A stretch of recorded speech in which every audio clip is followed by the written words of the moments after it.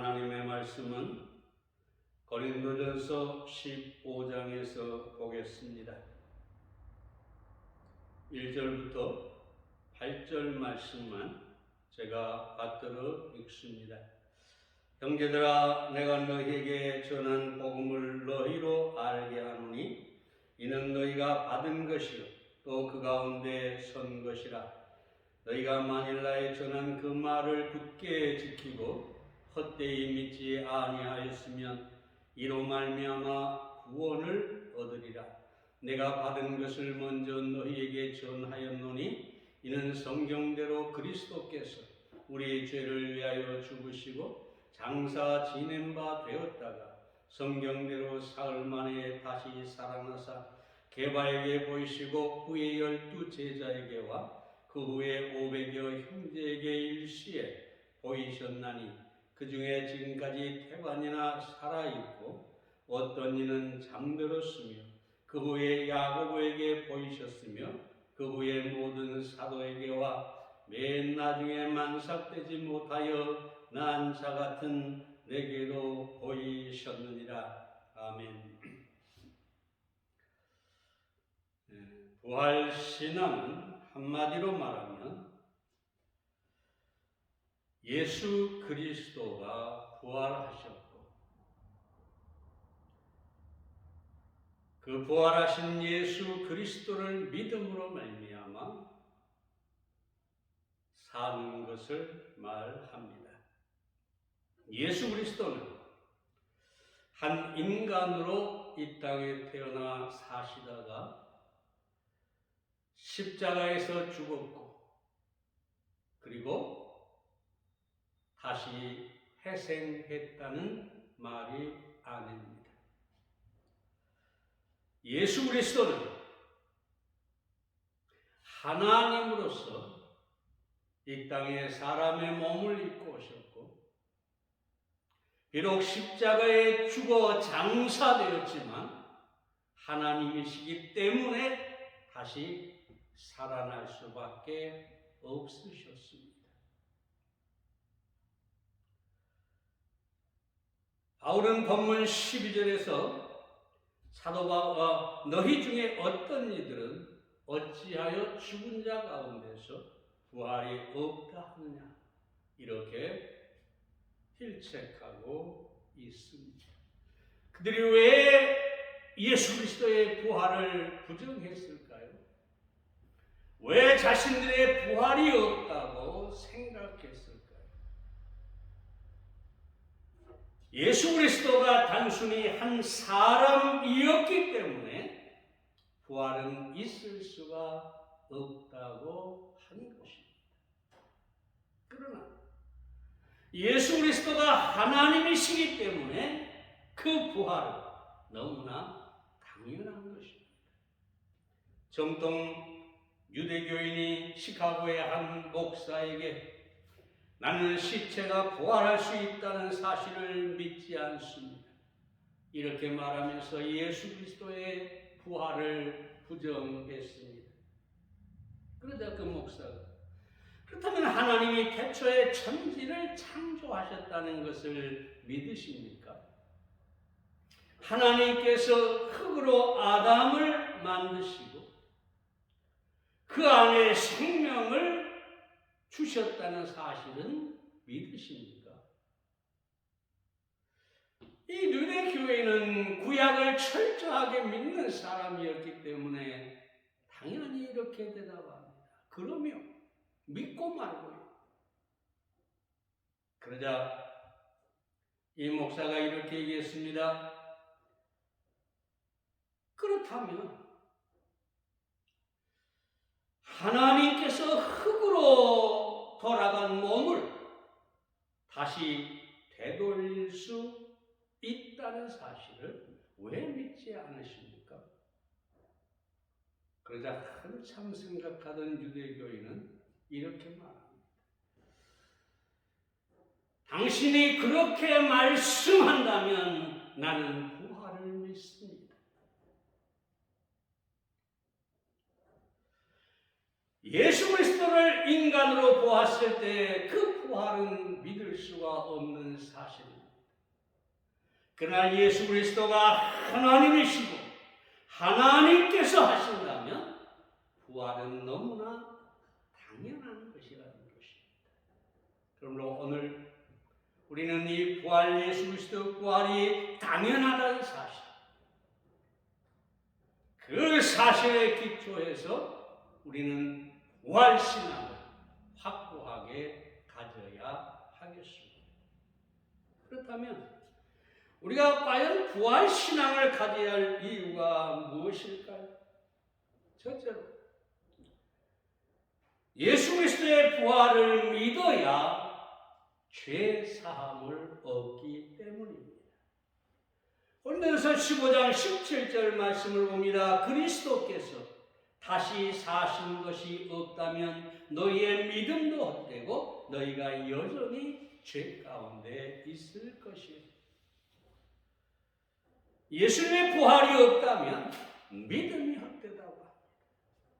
예수 그리스도의 부활이 없다면 죄 사함도 받지 못했을 것이라는 것. 예수님의 부활은 죄 사함을 받는 일에 절대적인 요건이라는 것이죠.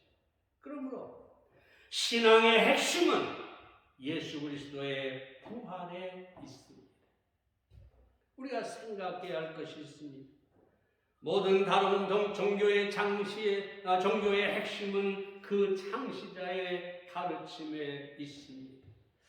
그 사람이 어떤 사람이냐가 중요한 것이 아니라 그가 무엇을 가르쳤느냐, 그 가르침이 핵심인 것이죠.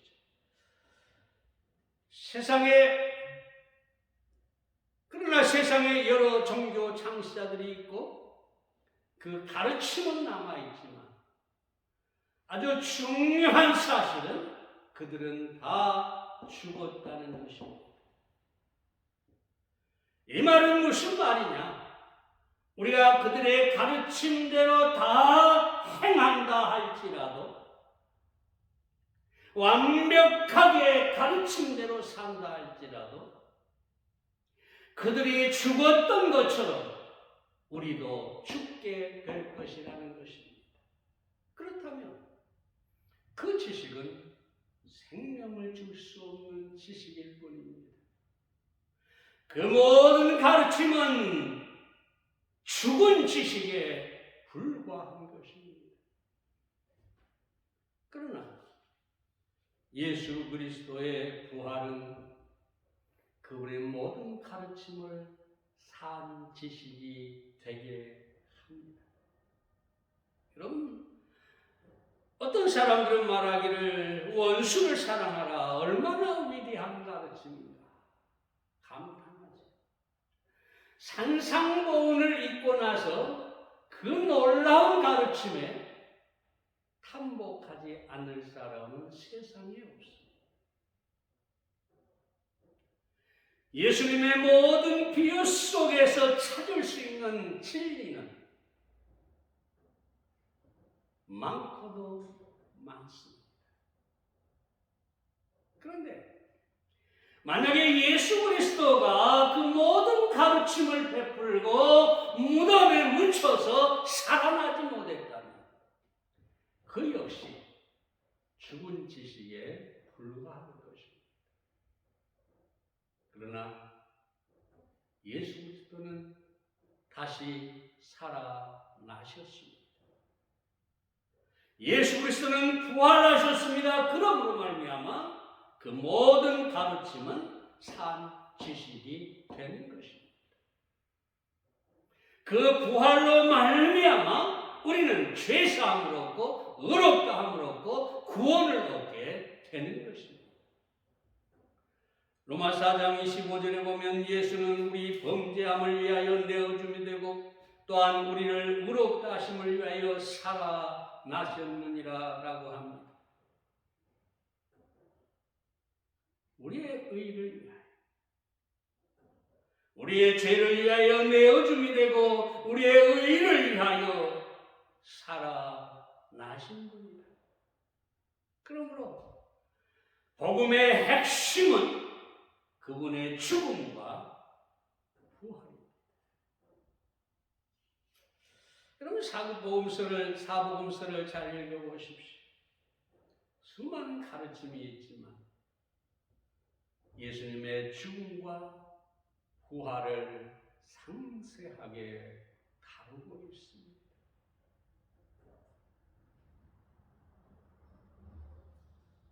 왜 그러느냐? 신앙의 핵심이 예수님의 죽음과 부활에 있기 때문입니다. 뿐만 아니라 사도행전을 여러분이 읽어보면 사도들이 전하는 모든 메시지에 오직 십자가와 부활이 전부입니다. 심지어 사도 바울은 예수 그리스도의 십자가 그리고 그 부활 거기에 자기의 모든 메시지를 담고 자기의 생명을 걸었습니다. 왜 이처럼 복음서와 사도들이 그들의 서신을 통해서 부활을 다루고 있습니까? 부활이 예수 그리스도의 죽으심과 부활이 우리의 죄를 사하고 사망에서 우리를 건져주기 때문입니다. 인간이 가진 가장 큰 문제는 가난도 아니고 질병도 아닙니다. 딱 두 가지죠. 죄와 사망입니다. 이 죄와 사망은 인간 스스로가 해결할 수 없는, 그래서 절대 절망을 가져다 주는 것입니다. 오하이오주 클리블랜드라고 하는 도시에 사람이 밀집에 사는 그 구역의 한 집에 실제 관이 하나가 놓여 있었습니다. 여러 해 동안 관이 그 집 앞에 놓여 있었기 때문에 사람들은 늘 호기심을 갖게 되고 많은 사람들이 소문을 듣고 와서 그 관을 구경하기도 했습니다. 그 중에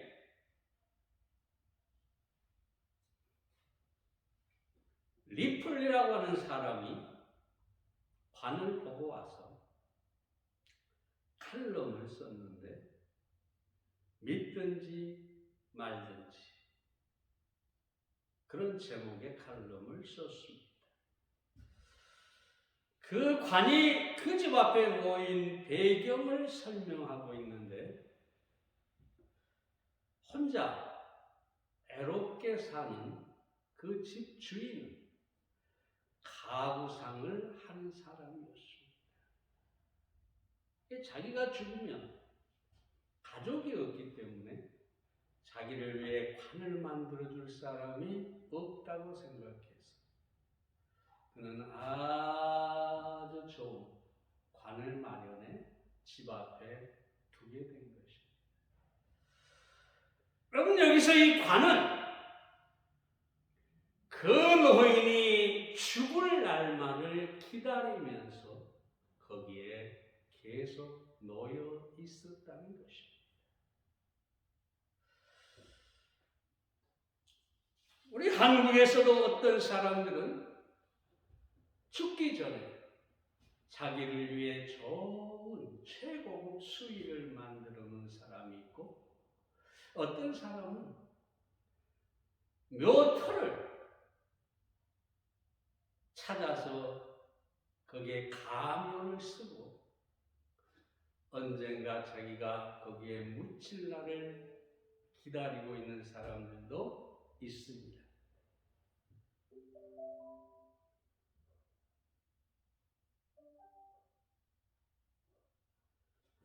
자기가 거기에 묻힐 날을 기다리는 사람들도 있습니다. 관이나 수이나 묘지가 없다 해도 모든 사람을 기다리는 것은 죽음입니다. 죄 가운데 죽는 사람은 영원한 사망에 처하게 될 수밖에 없을 것입니다. 다시 말씀드립니다. 죽음에 처한 죄와 죽음에 처한 인간이 예수님의 가르침을 잘 지키고, 그래서 원수를 사랑하고 산상보험대로 살고, 비유 속에서, 예수님의 비유 속에서 아무리 많은 진리를 깨닫는다 해도 만약에 예수 그리스도의 죽으심과 부활을 믿지 않는다면 그 모든 지식은 헛될 뿐입니다. 그것이 아무리 성경의 지식이라고 해도 마찬가지입니다. 예수 그리스도께서 십자가에서 우리 죄를 위하여 죽으시고 사흘 만에 부활하셨다는 이 사실, 그래서 우리가 죄사함을 얻고 의롭다함을 얻고 구원을 얻다는 이 사실, 이것이 핵심입니다. 그러므로 우리는 오늘 이 아침에 예수 그리스도의 십자가와 부활에 대한 확실한 믿음을 가지고 살아야 하겠습니다. 두 번째로, 부활하신 예수님을 만나야 변화가 있기 때문입니다. 5절부터 있는 말씀을 보겠습니다. 게바에게 보이시고 후에 12 제자에게와 그 후에 500여 형제에게 일시에 보이셨나니 그 중에 지금까지 태반이나 살아있고 어떤 이는 잠들었으며 그 후에 야고보에게 보이셨으며 그 후에 모든 사도에게와 맨 나중에 만삭되지 못하여 나은 자 같은 내게도 보이셨느니라.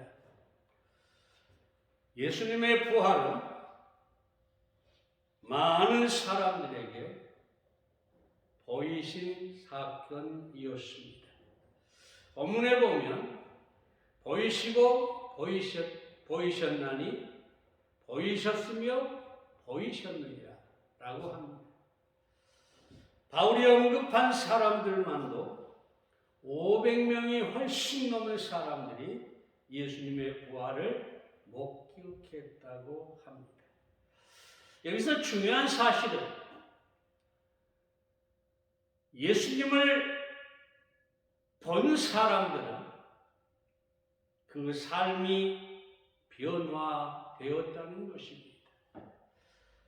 그들의 변화가 예수 그리스도의 부활을 확실하게 증거해 주고 있습니다. 그럼 누가 어떻게 변화되었습니까? 먼저 예수님을 부인했던 베드로가 변화되었습니다. 베드로는 잘 알다시피 다혈질입니다.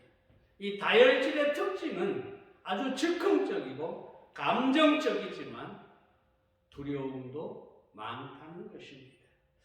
큰 소리를 치지만 결국은 뒷감당을 하지 못하는 겁쟁이가 바로 베드로였습니다. 그래서 베드로는 쉽게 감정적으로 내가 주와 함께 죽으리라라고 고백하고, 감람산에서는 제사장의 종 말고의 길을 칼로 잘라버렸지만 결국 하녀의 말에 겁을 먹고 예수님을 3번이나 부인한 것을 알 수가 있습니다. 그럼 베드로가 부활하신 예수님을 만나고 성령이 강림하자 수많은 사람들 앞에서 나가 복음을 전합니다. 사도행전 2장 32절에 보면 3,000명이나 그날에 구원을 받았다고 합니다. 베드로는 뿐만 아니라 제사장 앞에 끌려가서 위협을 당했지만 사도행전 4장 20절에 보면 우리는 보고 들은 것을 말하지 않을 수 없다. 담대하게 선포하고 있는 것을 봅니다. 뿐만 아니라 사도행전 12장에 보면 베드로가 잡혀 감옥에 갇혀 있었지만 그는 두려움에 떤 것이 아니라 그날 밤 평안히 잠을 자고 있었습니다. 예수 그리스도의 부활하신 예수 그리스도를 만난 베드로는 더 이상 두려움이 없습니다. 이 베드로의 변화를 무엇으로 설명할 수가 있겠습니까? 바로 예수 그리스도의 부활입니다. 뿐만 아니라 예수님을 미쳤다고 했던 야고보가 변화가 되었습니다. 7절에 나오는 야고보는 12제자 가운데 하나였던 요한의 형제 야고보가 아닙니다. 여기에서 언급하고 있는 야고보는 마리아가 낳은 예수님의 젖동생이라고 합니다. 이 야고보는 예수님의 공생애 중에 예수님이 미쳤다고 잡으러 왔던 가족 중 하나였습니다. 그도 그럴 것이 여러분, 이 야고보는 예수님과 함께 살았습니다. 수십 년을 살았습니다. 같이 먹고 같이 자고 같이 일을 하고 살았는데 예수님이 30세가 되기 전까지 어떤 신적인 능력이나 기적을 일으킨 적이 없었습니다. 이 야고보는 오로지 예수는 나의 형이다, 내 아버지 어머니의 아들이다, 그렇게만 믿고 살아왔던 것이죠. 근데 어느 날 형이 집을 나갔는데 소문이 들려오기 시작합니다. 예수라고 하는 사람이 자신이 하나님의 아들이라고 주장하고 다닌다. 그래서 야고보는 우리 형이 미쳤구나,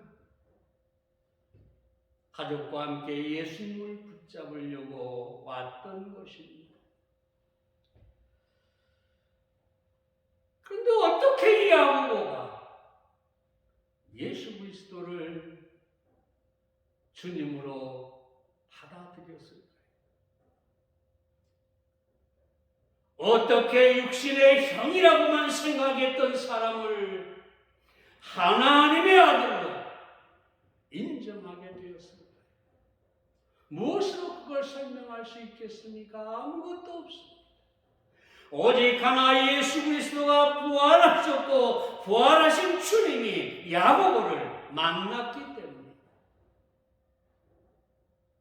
야고보가 예수님을 믿게 된 것이죠. 그리고 이 야고보를 보십시오.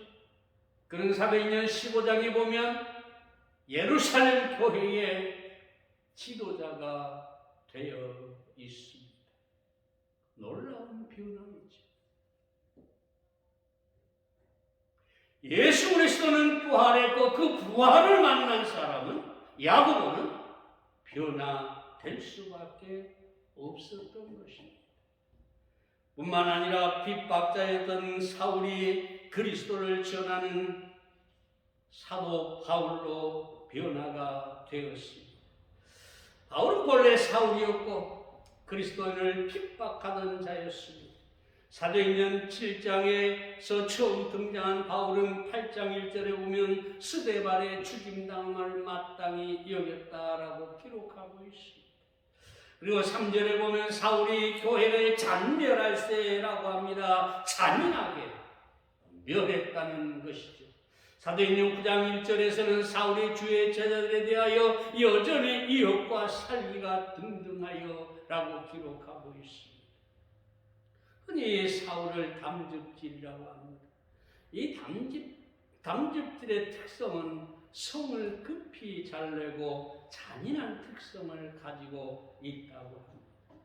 사울은 이런 잔혹한 성격으로 말미암아 수많은 제자들을 핍박하고 저들을 잡아 감옥에 가두었던 것입니다. 그가 얼마나 잔혹했던지 나중에 거듭나고 변화되어서 제자들을 만나고자 했지만 아무도 사울의 변화를 믿지 못할 정도였습니다. 그러나 이런 사울이, 이 핍박자였던 사울이 예수 그리스도의 십자가와 부활을 증거하는 사람이 되었습니다. 다메섹 도상에서 예수님을 만나고 나서 그는 변화되었고, 그는 이방인의 사도로 십자가와 복음을 전하는 사람이 된 것입니다. 심지어 빌립보서 1장 21절에서는 내가 살든지 죽든지 내 몸에서 그리스도가 존귀되게 하려 하니 이는 내게 사는 것이 그리스도니 죽는 것도 유익합니다. 그리스도인을 잡아 죽였던 사람이 이제 자신이 그리스도를 위하여 죽겠다는 것이지. 어떻게 이런 극적인 변화가 가능할까요? 바울이 부활하신 그리스도를 만났기 때문입니다. 뿐만 아니라 부활하신 그리스도를 만났던 모든 제자들은 담대하게 복음을 전했고 우리 주님을 위하여 기꺼이 순교를 선택했습니다. 바로 저들의 변화와 순교는 예수 그리스도의 부활의 강력한 증거가 되는 것입니다. 부활신앙은 부활하신 예수 그리스도를 만난 사람들입니다. 예수 그리스도로 말미암아 거듭난 사람들, 예수 그리스도를 그 마음에 영접한 사람들, 그들은 부활신앙을 가진 사람들입니다. 여러분, 중요한 것은 여기서 예수 그리스도의 부활은 능력이라는 것입니다. 변화의 능력이라는 것입니다. 만약에 예수님께서 부활하셨는데 그 사실을 믿었는데 내게 그 부활의 능력이 어떤 영향도 끼치지 못한다면 무슨 소용이 있겠습니까?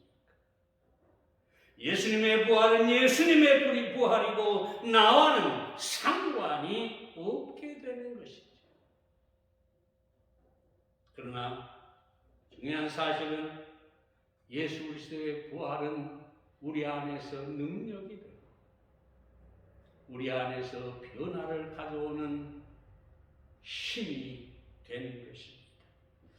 헬라어로 예수님에 관해 기록할 때 죽으셨다, 장사되었다 라고 할 때는 모두 부적 과거형으로 쓰여지고 있습니다. 이 말은 무슨 말이냐면 과거에 일어난 사건이 그 과거의 사실로 끝났다, 종결됐다, 그런 뜻입니다. 예수님께서 십자가에서 우리의 죄를 단번에 영원히 대속하시고 죽으셨습니다. 근데 그 십자가의 죽음이 끝이 났다는 겁니다. 다시 죽을 필요가 없다는 것입니다. 이 말을 다시 말하면 우리의 모든 죄가 단번에 영원히 해결이 됐다는 것입니다. 어디서? 예수님의 십자가의 죽음과 함께 내 모든 죄가 사라졌다는 것이죠. 하나님 앞에서 기억조차 되지 않는다는 것이죠.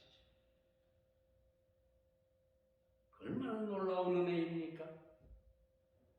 그런데 그가 살아나셨다, 예수님이 살아나셨다, 이 표현은 완료 시제로 되어 있습니다.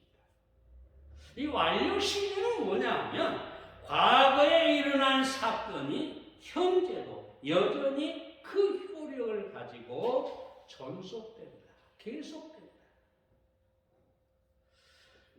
그러니까 예수 그리스도의 부활은 그 부활로 끝나는 것이 아니라 그 사실이 지금도 여전히 지속되고 있다. 계속되고 있다. 어디서? 믿는 자 안에서 부활하신 그리스도의 생명이 계속해서 살아 역사한다는 것입니다. 그러므로 그리스도인의 부활 신앙은 그리스도의 부활이 그 안에서 계속되게 하는 것입니다.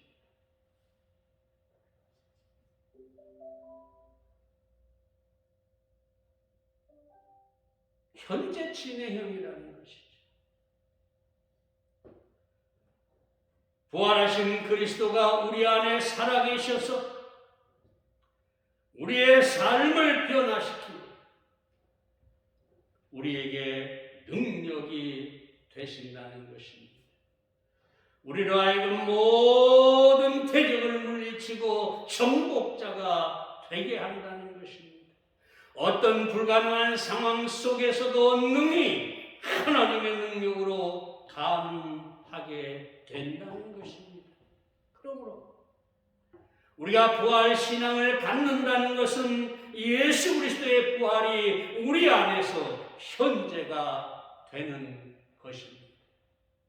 이 부활 신앙으로 여러분의 삶을 변화시킬 수 있기를 바랍니다. 세 번째로 예수님의 부활을 믿는 자는 죽어도 소망이 있다는 것입니다. 19절 말씀을 보겠습니다. 만일 그리스도 안에서 우리의 바라는 것이 다만 금생뿐이면 모든 사람 가운데 우리가 더욱 불쌍한 자니라.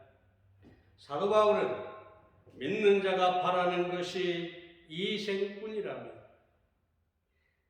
그 믿는 자가 가장 불쌍한 사람이라고 합니다. 사도 바울을 한번 예로 들어보십시오. 그는 복음을 위해 결혼도 하지 않았습니다. 어디 한 군데서 정착하여 편안한 삶을 살지도 않았습니다. 수많은 이방의 땅에서 엄청난 핍박과 고난을 당했습니다. 죽을 뻔한 이기도 수없이 그는 보내야 했습니다. 그리고 마지막에 로마에서 단부대에 처형되었습니다. 만약 부활이 없다면 그리고 천국이 없다면 사도 바울이야말로 가장 불쌍한 삶을 살았다고 할 것입니다. 바울의 이러한 표현은 부활은 반드시 있어야 하고 예수 그리스도의 부활은 분명한 사실이고 또한 믿는 자의 부활도 너무나 확실하다는 것을 말하고 있는 것입니다. 누가 세상에서 가장 불쌍한 사람입니까? 바라는 것이 이 세상뿐인 사람입니다. 부활이나 천국의 소망이 없는 사람들입니다. 사람들은 세상에서 부귀 영화만 있으면 행복할 것이라고 생각합니다. 그러나 죽음은 그 모든 바라던 행복을 한순간에 사라지게 만드는 것입니다. 네로는 로마의 황제로 15년을 통치했습니다. 네로가 살던 왕궁의 복도만 1마일이었고 머리에 쓴 왕관의 왕관만도 엄청나서 우리 돈으로 1억이 훨씬 넘었다고 합니다.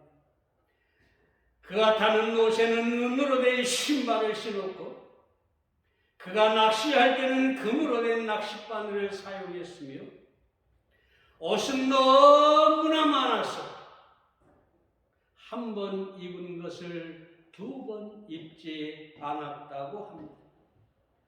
그는 이 세상에서 바라는 모든 것을 다 가졌습니다. 아마 당시에 많은 사람들이 그의 삶을 부러워했을 것입니다. 그러나 결국 그는 불쌍한 자였습니다. 그에게는 하나님이 없었기 때문에 잔혹한 폭군이 되었고 그에게는 부활의 신앙이나 믿음이 없었기 때문에 그리스도인들을 핍박하고 죽였습니다. 결국 그는 스스로 목숨을 끊어야만 했습니다. 왜냐하면 그는 반역을 당했기 때문입니다. 누가 있어 이 네로를 부러운 사람이라고 하겠습니까? 누가 성공한 사람이라고 하겠습니까? 네로는 세상에서 모든 것을 가졌지만 그는 가장 불쌍한 사람이었고 죽음은 그에게 절망을 가져다 주었습니다. 지금은 프로이드라고 하는 사람은 이렇게 얘기합니다. 종국에는 죽음이라는 고통스러운 수수께끼가 있다. 거기에는 아직까지 아무런 해결책도 발견되지 않았으며 앞으로도 마찬가지일 것이다. 바라는 것이 세상뿐인 사람은 해결책이 없는 죽음 앞에 서게 될 것이고 결국 불쌍한 사람일 뿐인 것입니다. 그러나 부활과 천국과 내세의 소망이 있는 사람은 세상에서 어떠하든지 간에 결코 불쌍한 사람일 수가 없습니다. 아무리 가난해도 일생을 병마 싸우며 살았다 할지라도 세상에서 어떤 핍박과 고난을 당했다 할지라도 부활의 소망이 있는 사람, 천국의 소망이 있는 사람, 저 내세의 소망이 있는 사람은 행복한 사람인 것입니다. 고린도전서 15장 20절에 보면 바울은 이렇게 이야기합니다. 그러나 이제 그리스도께서 죽은 자 가운데서 다시 살아 잠자는 자들의 첫 열매가 되셨도다. 22절에서는 아담 안에서 모든 사람이 죽은 것 같이 그리스도 안에서 모든 사람이 삶을 얻으리라.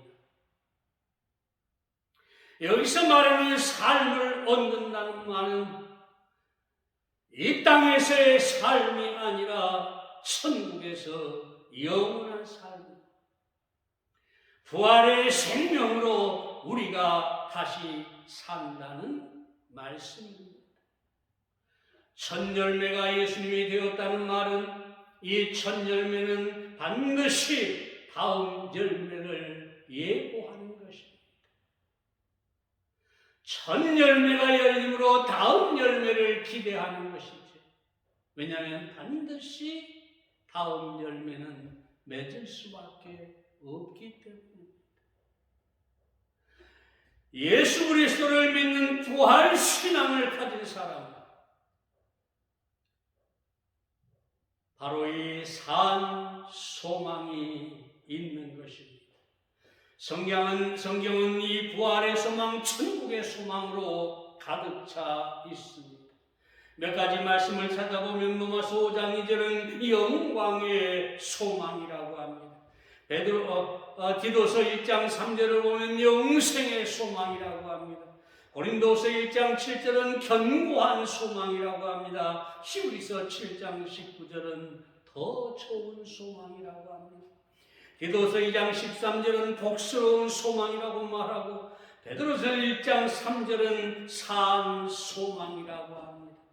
이 외에도 우리 부활 신앙을 가진 사람들이 가진 소망에 대해서 성경은 수없이 말하고 있고 이 성경 속에 그 소망이 가득 차 있는 것을 보게 됩니다.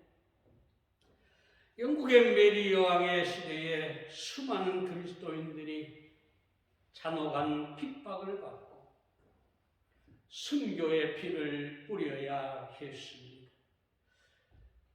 그 수많은 순교자들 가운데 두 사람의 이야기가 내려오고 있습니다. 두 사람 붙잡혀서 화형대에 묶였습니다. 아래는 장작이 있고 기름이 부어졌고 그 기둥에 두 사람을 매달아 놓았습니다.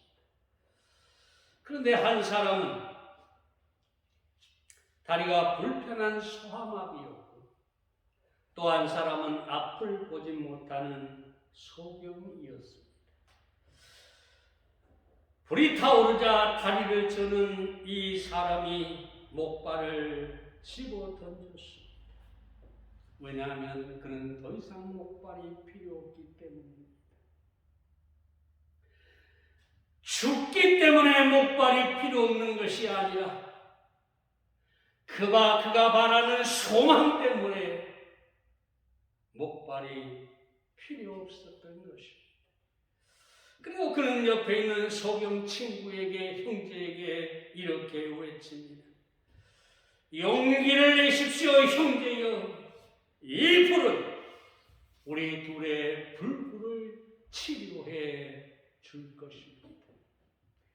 나는 더 이상 다리를 저는 자가 아닐 것이고 당신은 더 이상 앞을 못 보는 사람이 아닐 것입니다. 사랑 여러분, 이것이 바로 그리스도인 부활신앙을 가진 사람들의 소망인 것입니다. 얼마나 놀라운 일입니까? 우리가 이 세상에서 어떤 삶을 살든지 우리에게 부활신앙만 있다면 우리의 소망은 꺾이지 않는 소망이 되는 것입니다. 영국의 탐정소설가 사이어스 여사는 이렇게 말합니다. 부활하신 그리스도를 목격한 사람들은 적어도 인생은 살만한 가치가 있고 죽음은 아무것도 아니라는 사실을 믿게 되었을 것입니다. 그렇죠? 저렇게 성도들이 모든 제자와 모든 사도들이 어떻게 그 고난을 당하고 순교를 당할 수가 있었겠습니까?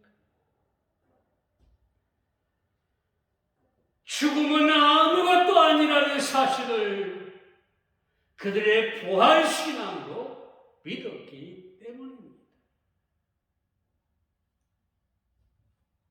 이 사이언스 여사가 계속해서 말합니다. 현대의 패배주의자들은 인생은 불행하고 죽음은 보다 큰 재난이라는 비논리적인 생각들을 가지고 있습니다. 사이언스 여사 부활신앙이 비논리적인 것이 아니라 현대 패배주의자들 인생은 불행한 것이고 죽음은 절망이라고 생각하는 이것이야말로 비논리적이라는 것입니다. 사랑 여러분, 그러므로 우리는 부활신앙으로 살아야 합니다. 예수 그리스도의 부활의 생명은 우리 안에서 여전히 역사하고 있습니다. 우리가 주님 앞에 가는 그날까지 계속해서 우리 안에 이 부활의 생명은 역사할 것입니다.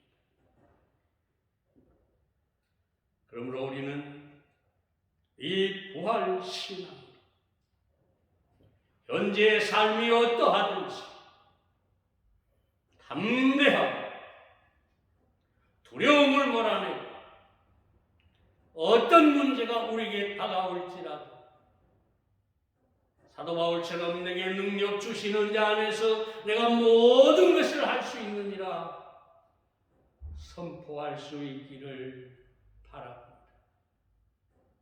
오늘 이 아침 부활주의를 맞이하여 우리 모두 부활신앙으로 무장해야 하겠습니다.